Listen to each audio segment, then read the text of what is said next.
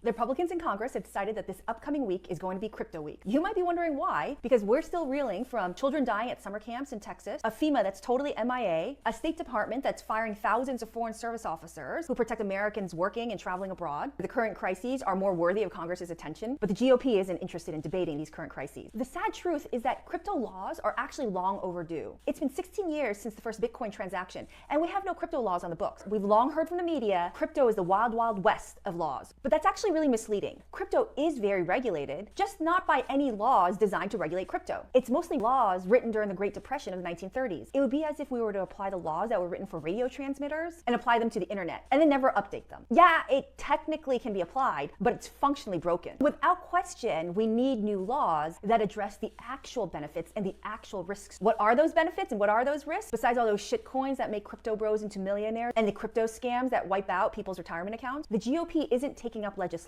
that would actually tackle the best use cases of crypto. They're taking up legislation that tackles a small sliver of possible use cases to make more money for the people who already hold a lot of money. What's really terrible is that the Democrats are more invested in their obsession over Trump than learning about the underlying technology. And I want to be clear about what's at stake here. If all we do when it comes to emerging tech is listen to the lobbyists that come from the wealthiest companies, then exactly what happened in the 90s when the internet was coming into focus will happen here. We had thought that the internet would bring a democratization of information and power. But today's reality is that a single company dominates 90% of all online search. A single company dominates 70% of all social media. And a single company dominates almost 40% of all online shopping, with its next closest competitor at 6%. And the companies aren't to blame here. Their job is to make the most money that they can for their shareholders. It's that politicians took the easy way out and listened to the most expensive lobbyists, instead of learning the tech and then crafting laws that would incentivize the best use cases that would protect individuals like you and me over platforms and democratize the internet. So let's answer, what is the best use case of crypto? A simple analogy is to think of it like the Wikipedia of an online financial system. The Bitcoin white paper was written in 2008. What if we could build a financial system that didn't rely on big banks? Because it was the big banks who sliced and diced bad debt until it was unrecognizable and then plunged us into the financial crisis. If you could have a purely digital online financial system powered through technology, you could make that transparent, secure, incorruptible. Back to the Wikipedia analogy, a network of people who don't know each other work together to keep the system accurate and up to date. No single gatekeeper who decides who gets benefit, who gets access. Same people who use the system are those who maintain it and those who benefit from it. The more people who use it, the more secure it becomes. So what is Congress doing this week and who are they protecting? There's 3 bills. One is called the Genius Act, which is all about stablecoins. The second is the Clarity Act, which is a market structure bill. And the third is the Anti-CBDC Act. First, the Genius Act. It's tackling the idea of stablecoins. I've done a deep dive on Stablecoins 101 in a previous video. But it's important to remember stablecoins just represent about 7% of the total market share of all crypto. And the way that it's drafted right now has nothing to do with incentivizing anything that's community driven. It's about promoting a few middlemen platforms who have the best lobbyists. While there's the word distributed ledger, the definition doesn't even give any actual metrics of what it means. How can we have any faith in how secure it is? 2, the Clarity Act. For our purposes, it's telling us which crypto project is going to go to which regulator. The focus is on these middlemen and these platforms. The focus is not on incentivizing the best and most secure, community-driven, community-built, community-owned networks. Finally, there's the Anti-CBDC. This one actually has the potential to be a genuine national security issue. It says they're going to forbid the US government from investing or creating its own digital currency. It can't compete with the Chinese digital currency, can't compete with EU's digital euro. Instead, we're going to outsource the idea of the US digital currency with stablecoins like Tether,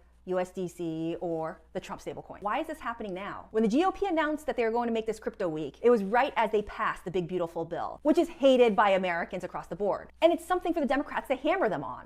But when it comes to crypto, Democrats have done nothing to learn about the tech. So this is a winning issue for the GOP while the Dems are asleep. And the crypto companies have not been shy about throwing money to the Republicans to protect their businesses and protect themselves from any competition. Coinbase, for example, helped create the largest industry super PAC we've ever seen, and it raised $260 million in the last election cycle. It contributed $1 million to the Trump inauguration fund. It was one of the corporate sponsors for Trump's military parade. And this week, it's going to be blitzing DC with full-page ads in the Washington Post, moving billboards, and handing out chocolate. And here's the real opening for Democrats. If they could admit that they were wrong, and instead of just trying to cancel crypto, they now lean into all of its democratizing potential, they'd likely win back young male voters, who, as a reminder, hold it at over 40%, whereas people over 50 only have it at about 8%. They'd also probably win back a bunch of Silicon Valley, because they'd be proving that they understand the technology now, not just trying to cancel it. If the Democrats wanted to make this a winning issue for themselves, they could actually propose amendments that ditch their obsession with Trump and focus on the technology, focus on a definition of decentralization. As an example, we often hear about Bitcoin and crypto synonymously, but they're not synonymous. Bitcoin is just one of over 18 million cryptos that are out there right now, but it is the one that's been around for 16 years, the most secure, driven by its community. There's a reason why, with over 18 million different cryptos out there, it's the only one with over 60% of the market share. The other thing that Democrats would argue for is how are the laws going to ensure individual privacy over the platform's manipulation? And finally, if you were really in this for the public interest, you'd want to get this meme coin, shitcoin discussion out of the general market structure discussion. Shitcoins are the equivalent of gambling, and that's fine. We have online gambling. Those are regulated platforms at the state level, but they don't get intermingled with our stock market or our commodities market. We'll see what this next week brings. If the Democrats actually grow a backbone and can learn from their mistakes, they're actually going to try to protect individuals